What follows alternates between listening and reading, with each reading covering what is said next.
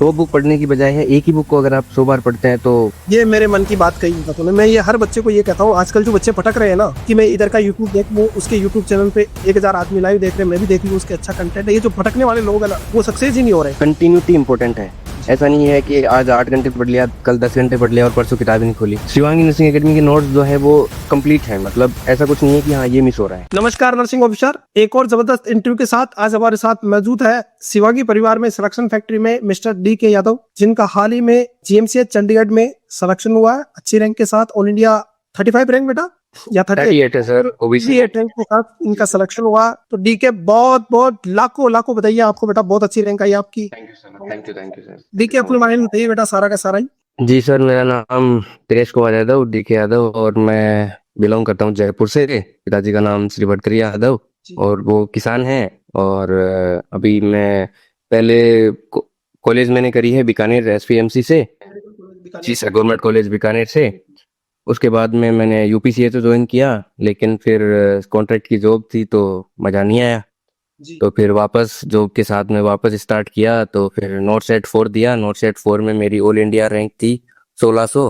तो लेकिन not set 4 में फिर मिला नहीं, फिर थोड़ा डिप्रेस हो गए। लेकिन फिर जब नॉट सेट 5 का वापस आया तो वापस से रिस्टार्ट किया और फिर नॉट सेट 5 में रैंक आई 1800। फिर उसके बाद में इधर निगरानी शिलोंग ज्वाइन किया और उसके बाद में इधर आने के बाद में फिर सर नोट सेट आगे भी दिया, 6 वाला दिया नहीं, 7 वाला दिया, लेकिन रैंक अच्छी नहीं आई। और उसके बाद में अभी ये जीएमसीएस दिया तो इसमें है फिर ऑल इंडिया 201 है जनरल में और ओबीसी में 38 रैंक है सर। 38 रैंक है बेटा ओबीसी में। तो फाइनल आपको वैसे भी जीएमसीएस मिल जाएगा, तो लक लक बधाइयाँ।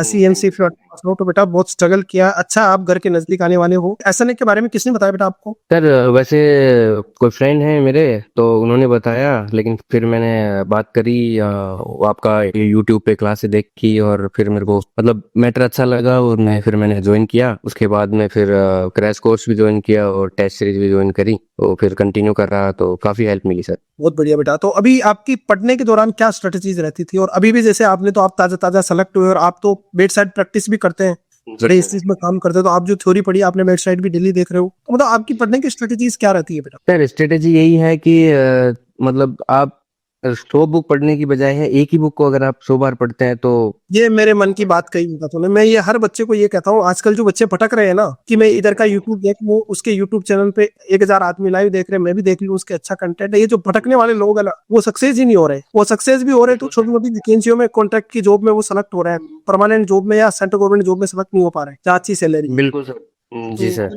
वही है बस सर, जो भी आप मतलब कोचिंग या बुक जो भी आप अपन फॉलो करते हैं बस उसको सब कुछ मान के अपने को फॉलो करना होता है कि हाँ जो ये बता रहे हैं बिल्कुल 100% ट्रू है। पर चूज करते समय भी ध्यान रखना कि फैकल्टी में दम कैसा। ऐसा नहीं कि यार कोई सीएचओ लाइक मास्टर पढ़ा रहे हैं यार, नया नया कोचिंग खोल रहे हैं, यूट्यूब पे फ्री पढ़ा रहे हैं, तो कोई भी देखना आएगा, व्यू देख के नहीं पढ़ना है, कंटेंट देख के आप पढ़ाई। और एक ही बुक को मतलब 100 अलग अलग बुक पढ़ने से अच्छा है तो आप पढ़ेगी भगवान पढ़ोगे एक ही बुक है। क्या माइंड में स्ट्रेस भी नहीं होगा, कंटेंट लिमिटेड रहेगा, आप अच्छा पढ़ पाओगे। तो ऐसे नहीं का जो कंटेंट है आपको वो कैसा लगा बेटा, और टीचर फैकल्टी? बेटर है, बहुत अच्छा लगा मुझे। और नोट भी मेरे फ्रेंड से मैंने लिए थे आपके और वो भी काफी अच्छे हैं। और क्लासेस तो पगाराम सर और जितेंद्र सर और आपकी तो धुआं निकाल देते हैं सिस्टम का। इस बार काफी अपडेट किया हमने, 2025-26 के जो वीडियो आने वाले हैं उनमें हमने जबरदस्त अपडेट किया है। पूरा A to Z हमने इस बार सीएचओ लेवल से लेकर नो शेड लेवल तक का सारा कंटेंट पढ़ाया मैंने हर टॉपिक में। बच्चा कोई भी एग्जाम दे, क्योंकि ये जो हम जो बैच चला रहे हैं रेगुलर बैच, ये जो है वो ऑल इन वन है बेटा। और ये ऑल इन वन बैच है क्योंकि हर स्टूडेंट अफोर्ड भी कर पाता है, क्योंकि अलग अलग इंस्टीट्यूट के वाइज अगर अलग अलग कोर्स होते हैं तो हर स्टूडेंट अफोर्ड भी नहीं कर पाता। ये एक नई पॉलिसी चल रही है आजकल मार्केट में कि हर बच्चा क्या करता है, जीएमसीएस का अलग कोर्स पढ़ लूं, एससीबीजे का अलग पढ़ लूं। मैं कहता हूँ कुछ मत पढ़ो, एक कोर्स पढ़ो आप हमारा रेगुलर वाला हो तुम बता।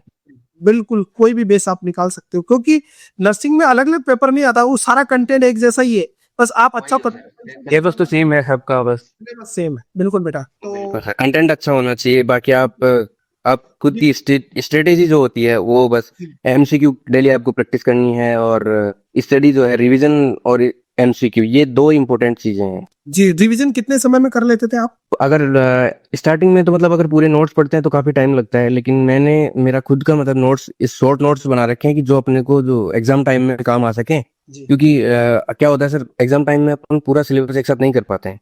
लेकिन एक नोटबुक है उसमें मैंने सर पूरा जो शॉर्ट नोट्स है वो पूरा नर्सिंग का एक में ही बना रखा। जब भी एग्जाम होता है तो उससे लगभग 3-4 दिन पहले मैं उसको पूरा रिवाइज करता हूँ, और जब भी टाइम मिलता है मैं उसको रिवाइज कर लेता हूँ। और एमसीक्यूज तो इम्पोर्टेंट है ही। बहुत बढ़िया बेटा, बहुत अच्छा लगा बात करके इस बात पे। और जो देश भर के नर्सिंग ऑफिसर हैं, जो बच्चे हैं, जो भी पास आउट है GNM BSc post BSc MSc किया, नर्सिंग ऑफिसर जो बनने के सपना रखते हैं, एक ही शब्द में आपका क्या संदेश है बेटा? मतलब कि कैसे पढ़ना चाहिए, एसएनए ज्वाइन करनी चाहिए कि नहीं करनी चाहिए? बिल्कुल सर करनी चाहिए, और मैं तो यही कहूंगा कि कंटिन्यूटी इंपॉर्टेंट है। ऐसा नहीं है कि आज 8 घंटे पढ़ लिया, कल 10 घंटे पढ़ लिया और परसों किताब ही नहीं खोली।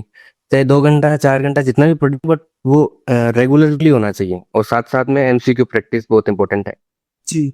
तो बच्चों सुन लो भाई, ये धुरंधर खिलाड़ी ऑलरेडी कई एग्जाम में सिलेक्टेड और कंटिन्यू एग्जाम दे रहे हैं, गवर्नमेंट जॉब कर रहे हैं। वो लोग राय दे रहे हैं कि एक तो कंसिस्टेंसी बहुत जरिए, आप कंटिन्यू मेंटेन करें, जैसा नहीं कि नोट, इसके अलावा और कोई बुक पढ़ने की जरूरत है अपने कंटेंट पढ़ने के अलावा, या मोर देन सफिशिएंट? भाई बहुत बिल्कुल सफिशिएंट है सर, क्योंकि जितना ज्यादा बुक्स प्रेफर करते हैं उतना ज्यादा कंफ्यूजन होता है।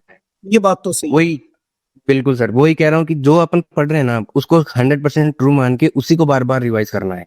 रिवाइज करना है। और शिवांगी नर्सिंग एकेडमी के नोट्स जो है वो कंप्लीट है, मतलब ऐसा कुछ नहीं है कि हाँ ये मिस हो रहा है। मिस तो नहीं है बेटा, पूरी फैकल्टी चाहे हमारे पास ईयरली जो है अपडेट होता रहता है, तो ऐसा कुछ है नहीं। और हम भी एग्जाम देते हैं, हाल ही में हमने भी टॉप करते हैं। अभी 6 महीने पहले मैंने टॉप किया ऑल इंडिया ऑल राजस्थान। तो ऐसा नहीं है, हम बहुत अपडेटेड रहते हैं, और मैं बहुत ज्यादा अपडेट रहता हूँ। औरों को मुझे नहीं पता है, मैं बहुत ज्यादा इस चीज के लिए अवेयर हूँ। जैसे पेपर हुआ, अगर मेरे पास भी नहीं आ रहा, कोई यूट्यूब पे पढ़ा रहा, मैं वहां से क्वेश्चन देखता हूँ। बिल्कुल सर। और मैं बिल्कुल अपडेट रहता हूँ। जैसे जो पीईजी क्वेश्चन है, और हर बार आप जब भी पेपर दोगे 5-10 क्वेश्चन आपको नहीं मिलेंगे, आपने जिंदगी में पढ़ा। नई प्रीमिंग होती है सर। कोई पॉसिबल नहीं है कि कोई पढ़ा दे उनको, तो मुझे भी वो सीखने को बड़ा मजा आता है, सीखने में। तो वही जो सर, वो अपडेशन बहुत जरूरी होता है स्टूडेंट्स के लिए।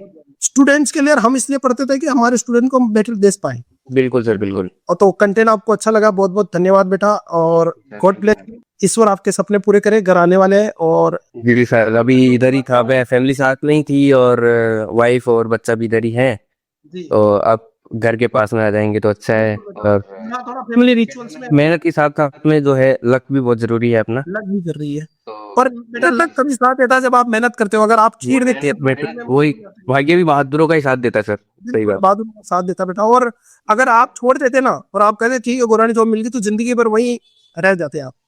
वही है सर, कंफर्ट जोन में जाते ही तो पढ़ाई फिर बंद हो जाती है। बिल्कुल सर। तो कंफर्ट जोन में बिल्कुल नहीं जाना है। जाना है। जब तक आप अपने ड्रीम प्लेस पे नहीं पहुंच जाते हैं तब तक कंफर्ट जोन जरूरी नहीं है कंफर्ट जोन नहीं बनाना, और छोटे छोटे प्रयास करने, क्योंकि छोटी छोटी बातें और लक्ष्य हमेशा याद रखना। सफलता एक दिन में नहीं मिलेगी, लेकिन एक दिन जरूर मिलेगी सर। वही ये सबसे इम्पोर्टेंट लाइन है सर, इसीलिए कंसिस्टेंसी और रेगुलरिटी जरूरी है सर। बिल्कुल जरूरी है बेटा। तो मेहनत करें आप, और अपने जूनियर्स को सीनियर्स को भी मोटिवेट करें, और एक जहाँ पे भी जाए आप अच्छे नर्सिंग ऑफिसर बने दिखे, बहुत अच्छी सेवा करें भारत के मरीजों की। कोई भी मरीज आपके पास दुखी आता है, बिल्कुल आपको अच्छे से सेवा करनी है।